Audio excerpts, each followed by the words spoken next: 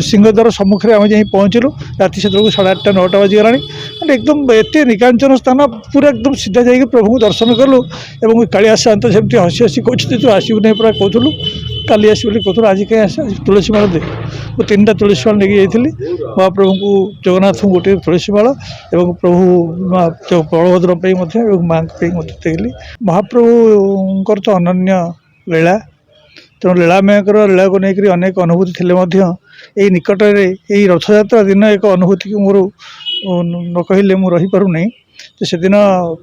मोर रथ को जबार न था किंतु मु प्राय 2 टोकई खंडे तुलसी तोलिक गुंथु थाए मुझे आज आईपारे काली जीवी आगे फाँका ना मुझे जापरि कारण प्रबल भिड़ जापरि तेणु गुंथी सारापर पत्नी की पचारे कहले तुम्हें जीव सब ना हाँ आम सब बाहर कितु तुम्हें तो कौन मना कर आज भिड़ जापड़ ना आसंता काली जीवा तेणु मु तुलसी माला गुंथी सारिक दुकान को पड़ेली और सीटी 5:30 बेलू मत पत्नी फोन कले कहले आस शीघ्र आस जा कहली कौन हठात जावा कथा बाहर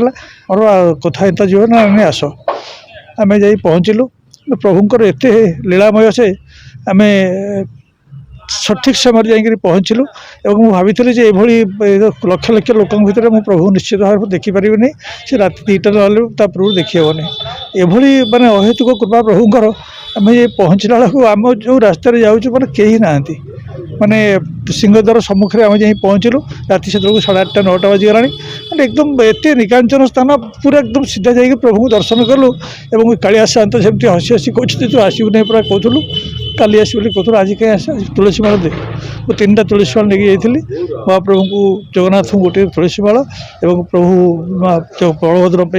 माँ देखली आउ एक अनन्य अनुभूति मोर अच्छी मुझे पुरी जाइए किंतु माने सब ये पड़ी पहड़ पड़ी समस्ते बाहर कहले लिखा आसूँ 2 घंटा विलंब नीति हम समस्ते बोलूँ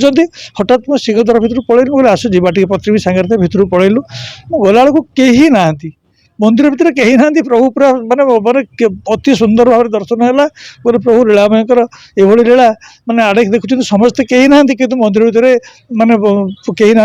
अति सुंदर भाव में दर्शन हलु ये प्रभुंर अति समर्पण भाव रही प्रभु जे निश्चित भाव दया करेंगे एथर किसी तिलवत सन्देह नहीं।